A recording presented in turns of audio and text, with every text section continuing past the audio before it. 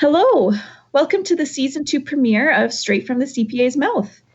We're excited to bring listeners more CPAs, more information, and more interesting stories this season. I'm Danielle Blackburn, Communications Coordinator with the CPA Education Foundation, and I'm your host for today. Starting off this season with me is someone who has almost started her career as a CPA, Kat Giyasova. Kat wrote CPA's Common Final Exam, also known as the CFE, back in the fall, and is currently working towards getting the practical experience hours required for her designation. We're going to be talking about Kat's journey to Canada from Uzbekistan and Thailand, what it took for her to get her Canadian citizenship, and what it means to belong somewhere. Keep listening to hear straight from the future CPA's mouth. I heard that future casting is an essential tool for long-term business. According to a recent poll, 48% of Canadians say they are $200 or less each month away from financial Is down again? Do you think the energy sector of Albertans say the economy is too dependent on oil. Canadian student leaves university with $26,000? I'm considering cloud computing for my business. Filter out the noise. Hear it straight from the CPA's mouth. Kat, thank you so much for joining us today. It's really exciting to have you on the show. Thank you for having me. Yeah. I think maybe before we jump into things, we should just let our listeners know that we are doing a remote recording for this episode because we are exercising social distancing. So you're calling in from your house and I'm calling in from mine, and we'll see how it goes. So like I had mentioned in the intro, you have a pretty unique story. You are quite the international individual, I guess we could say. But maybe before we get into your story, I'm wondering if we could just maybe get an update of your CPA status and where you stand in terms of getting your designation so far. Well, Danielle, thank you for that. Well, I wrote, as you mentioned, in the fall, and I'm now working towards my hours, so I need 30 months in total. I believe I'm sitting at somewhere around 20 months completed. So a few more PERT reports, and I should be on my way to getting my designation completely. There you go. How has the process been for you? It's been a challenge working for a firm. I think is an amazing experience, but at the same time, there are challenges. It's not an easy journey. It's a very rewarding experience for sure, though.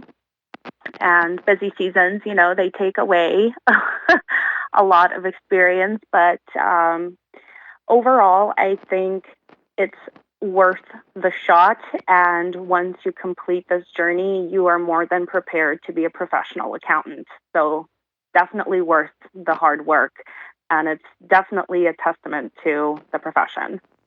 That's awesome. So what are you looking forward to most about having your designation? I think just knowing that I have completed the CPA program entirely. I know the hardest part, which is the Common Final Exam, the CFE, is the toughest step. But I think that getting that certificate in your hands, that you're done, it is the final accomplishment. So I think I'm looking forward mostly to that, and knowing that now I can go anywhere and do anything, and all these doors are open because I'm a certified accountant. And I never used to believe as much in the fact that all these doors will open for you when you get your designation. But I'm definitely a believer now because I can see it happening in real life, in practice. I can see that there is more interest in me as an employee from all these other recruiters. So it's definitely true that getting your designation opens a lot of doors. Wow, that's incredible. Yeah, it is always interesting because you might hear one thing and you don't quite know if it's true or not, but to experience it for yourself makes all the difference. So yes. Yeah. Awesome. Well, how about we get into your story? You have quite an interesting story. So you are in Canada now. but you did not grow up in Canada. Where are you from originally? So I was born in Uzbekistan. I was born the year after, or actually some people say the year that the Soviet Union collapsed. So technically I was born in the USSR, which is a union that no longer exists. Um, and then I moved to Thailand when I was around 7 years old. So basically, I'm a Russian that has never been to Russia. And I was born in a union that no longer exists. So it used to be part of Russia, but now is a separate standing country, which is Uzbekistan. So do you have any recollection of your Uzbek heritage or culture at all? Yes, I could never forget. It's a beautiful culture. It's a Muslim country. Well, it's now. It wasn't allowed to be a religious country back when the Soviet Union was still the reigning power. So it is a Muslim country. It is. I remember the food. The food is delicious. I'm a foodie, so I always remember the cultural food of every country I've been to. And it's just, the cuisine was amazing. I wouldn't say it's a third world country, and I say that with love, but there were tough times. Little privileges that I have every day now were not a norm back when I was growing up. Little things such as having hot water, that was not the norm. And Gosh. They would shut things off like electricity and hot water a lot. It's a poor country, but the people are what make up for it. And they're just very kind, hospitable. The hospitality is through the roof there. If you were to ever enter a home of an Uzbek family, they would greet you like they've been waiting for you for 2 weeks. They would put out all the food they have, and they would look like they've prepared for this. And they would sit and converse with you and ask you to return and ask you to bring the rest of your family. So it's a very hospitable country in general, and the people are very kind. So I definitely remembered the food and the people in general, and just feeling like you're a family member to any house that you go to, even if it's just a neighbor. Wow. That's quite the impression that you have there. That's incredible. And so your family, you moved when you were 7? Yes, we moved to Thailand when I believe I was 7. Because I remember my 8th birthday in Thailand. So that's what I'm going off of. My parents don't really remember the years very well because they went first. So there was a year or so that I and my brother, we lived with my grandmother while my parents tried to set up their life in Thailand. So to backtrack a little bit, while the country that I was born in, Uzbekistan, was a very hospitable place, it was at the same time not a great place for me and my family, just because once the USSR fell apart, we were kind of seen as the outsiders because we weren't really Uzbek looking. We were Russians. So opportunities started to dry up, and my dad wanted a better future for his family. So he tried to take us to Canada from the get-go, but that was very difficult, and it would have taken years, and my dad wanted to get us out as soon as possible. So he brought us to Thailand on a work permit, but before he could get a work permit, it took him a bunch of time. So we did stay without my parents at home a lot in Uzbekistan. So that's why it's a little difficult to track the exact date when we were there, because my parents went first, and then they came back, and then they brought us back. So I believe I was there when I was 7 or close to 8. Yeah. Oh my gosh. What was that like for you? So you mean when I was in Uzbekistan without my parents? Yeah, or just even the whole process. It's something that most, a lot of, Canadian-born people do not experience, right? They are born in Canada and they grow up in Canada, and that's just what they know. And most of the time they grow up with their parents in their house. But that's not the case with you. So what was that like? I remember that time, unfortunately, very vaguely. Yeah. It was a very lonely and just this gut-wrenching pain of separation. I know what it's like to be separated from a parent for an extended period of time and how difficult that can be for a child. I remember crying a lot and listening to music that reminded me of specifically my mom and just crying and being alone. And I really wanted to reunite with my parents. And I did sometimes feel scared that maybe they won't come back as a kid would. I wasn't 100% sure that, oh, they'll come back. Sometimes those thoughts did creep in. So that was difficult. So when my mom did, in fact, come back to get us, I think I got very confident. And then I was like, well, maybe I don't want to go with you. But I was just being silly. But no, my parents definitely, they were working really hard to get us there. It was just financially very difficult because we didn't come from a lot. We lived in a very small apartment with my grandmother and 2 kids and my parents. It was a 1-bedroom. And just finances were very tight. So there weren't a lot of luxuries for sure. Mm-hmm. And so my parents, if they could, they would have taken us with them right away, but they just couldn't. So they had to set up base in a way there first and then bring us there. So by the time they brought us there, we were at least in an apartment somewhere safe. Yeah. Yeah, for sure. So then you moved to Thailand. They came back and brought you to Thailand. And what was that experience like? What was it like moving to a completely different country? And what were your first impressions of Thailand? Oh, wow. The first impression, and this will always be there, is the smell. Bangkok. We moved to Bangkok, and oh my God, that city smells.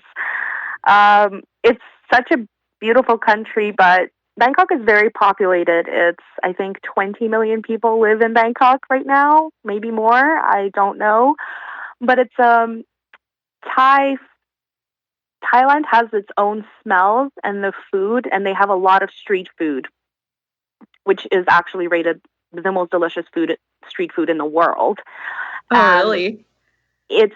But it's something to get used to. It's a little difficult when you first arrive there and you come from such a drastically different culture that you come there and it's the food, the smells, everything. It's overwhelming and you can't get used to it right away. So it was just a shock. And then the second thing I remember is we landed and I was in the airport and the climate is very different as well. Yeah. They don't have winters. They're all year-round summer. They're a tropical country around the equator. So I remember being in the airport and it was air-conditioned. So I was like, oh, this is not too bad. I don't know what people are complaining about. And then I remember coming outside and the doors open and it was just this jolt of like heat in my face. And I was like, how am I going to live here? So this is definitely a different country. Yeah, it was such a different place. And those 2 things really stand out to me because those were just so different. But other than that, I think the excitement of being somewhere new and being reunited with my parents, it was all I could feel at the moment. So for the first, I think, 3 weeks, it was just, wow, it was more of a vacation than a permanent move. So it was just, Thailand back at that point was a developing country. So it was definitely a step up from what I knew and what I had experienced. It felt all very luxurious. It felt like, wow, there's 7-Elevens everywhere and they are full of gum. There is gum everywhere. It's not like this rare commodity that is super scarce and is only allowed for people that have money. So it's just little facts like that. But I think the excitement of it started to wear off about 1 month in, and my parents started going to work more and have to leave us alone. And again, we were young, but we were alone. We didn't have a babysitter because it's not something that was a common thing for my country. Kids were staying at home alone a lot. It was a normal thing. It wasn't like you're not a careful parent. And we were definitely um, 7 and 6. So we were capable of taking care of each other. So, but we were in a one bedroom, it wasn't even a one bedroom apartment. It was a studio because Thailand has very different structural buildings. So structurally, we were living in a studio, a large studio. And so it started getting very boring and we started getting lonely again. And we weren't going to any schools at that point yet because my parents haven't found anything for us and they didn't want to just throw us into a Thai school because we didn't know the language. Right. So we were at home a lot watching TV and just goofing around. And then I think that's when I started missing home again. And so it was a bit lonely. And I think that's when the culture shock started to hit me. And yeah, I remember those moments a lot too. But it went away eventually, and we went to school eventually, and things started getting better. Yeah. Do you think that you adapted relatively quickly, or and Thailand just became your new home and your new reality, or was there always kind of that longing back for Uzbekistan? I think I adapted pretty quickly, I'd say, because I didn't, for some reason, associate Uzbekistan with very happy memories. So Thailand was a very welcomed change, and we've been wanting to leave for such a long time. And my mom and dad were there and my brother. So that was the most important thing for me. I missed my grandparents for sure, and I missed my friends. But I was I don't know how to explain myself. I was a very capable person in making new friends. So I think that I adjusted actually pretty well. I think within 6 months or so, Thailand felt like my new home. And then we had friends there too that were Russian. And so I don't think that I suffered a whole lot. The culture shock was there, but because I was so young, it wasn't that difficult. I think it was a lot more difficult for people like my parents because they had a lot more established ties in Uzbekistan than I did. And I think my mom, especially, I think it took her more than 5 years to finally see Thailand as the actual home and not Uzbekistan. Whereas her kids, I think it took less than a year. Yeah. So did you guys try to get citizenship in Thailand? Oh, yes. So Thailand is such a beautiful and amazing place. And of course, millions of people want to get their citizenship there. However, it's very difficult, if not near impossible. Because they're so populated, they're very careful with who they give their citizenship to, and it's usually to do with business decisions. So if you're bringing in a lot of money or business opportunities or jobs, you have a better chance than somebody who is just, say, married to a Thai national and has kids, or somebody that was born there. So if you're born in Thailand, that does not mean that you will get your citizenship there. It's actually doesn't mean anything because my baby brother, who was born in Thailand, didn't get his citizenship. So we figured that out pretty early on because we had my dad had his work permit for a while and he was asking around and trying. And I think it hit us, maybe 8 to 10 years in that it wasn't going to happen. And that while it's a beautiful place to be and they will never kick us out because we have our work permit and it's a beautiful, welcoming country and we already feel like we're home here, it was never going to be our final destination because we never knew how the laws could change in our country or in Thailand. And that uncertainty can be very difficult to live with every day because you just don't know where tomorrow could be. And our country was experiencing quite a bit of upheaval politically, and laws were just changing every day. And we were scared that we would be legally required to return and not be allowed back out. So those concerns were why my father decided to start applying to go to Canada again. So we did try back in Uzbekistan. It wasn't very successful. And then my dad started again, I think 10 years in Thailand, because my aunt left and went there. My aunt and her husband and her kids. And so they were there and they were loving it. And they were telling us all the time about what an amazing place this country is. And we just couldn't believe the things we were hearing about it. We're like, there's a better place than Thailand? What? So my father started the application process to Canada again. And that was a grueling and painful and like very time consuming and expensive process. Yeah. So by then my father has pretty much established himself in Thailand. He had a business, a tourism agency, and my mother had a restaurant. So we were living pretty comfortably at this point. We were not hungry or needing desperately money or anything like that. The first 10 years were very difficult. There were times when food was scarce, and there were times where our phones would be cut off and our electricity would be cut off and we would have no one to go to. So that uncertainty has also played a significant part in my life, I would say, a significant role. But I think about 10 years in, things really started to turn around for my family, and we started feeling very comfortable. And my dad, his business really started to take off, and my mom's restaurant was doing well. So we had the money to pay for a lawyer to help us apply and to help us go to Canada. So when we did that, I think we got rejected 3 times, if I'm correct. My father might correct me. And we were about given up. It was so disappointing, and we started thinking of other options and thinking maybe Australia, because we also had friends and family there.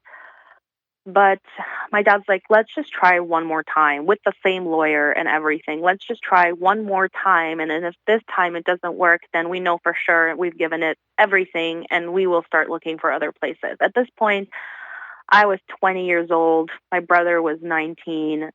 We already felt like Thailand was it for us. We didn't care about Canada anymore. We didn't want to go because we already were in Thailand for, 13, 14 years. This was home. This was everything. We spoke Thai. We had friends. I went to university there. So I didn't really care to uproot my life like that anymore. But my father knew, long term, I needed to get a citizenship in a different country. So he tried for the 4th time, and we got accepted. And they said, yes, you can come as a family. And we didn't have a whole lot of time to prepare ourselves. We had to go through medical examinations and financial examinations. It was just, it all happened so fast. And I remember I said, I'm only going if there's a return ticket. You didn't think that you were going to come back? Yes, because I was happy in Thailand. I didn't want to go. I was in my university and I was almost done. I wasn't about to leave that, but I had to because we were accepted as a unit, as a family on the points-based system. So if I didn't go, that would harm my family and they might not be accepted. So I had to go. And I told my dad, I will go there and I will stay there for long enough for you to get your PR card or whatever, but I want to come back. I don't want to stay there anymore. It's going to be difficult. I'm not about to uproot my life like this. I don't want to go to a country that's completely alien to me. And he said, fine, whatever. I will get you 2-way ticket and you can come back, but just help us get there. He knew, I think, deep down that I wouldn't come back. But I got the ticket in my hands and I was like, okay, I'll go.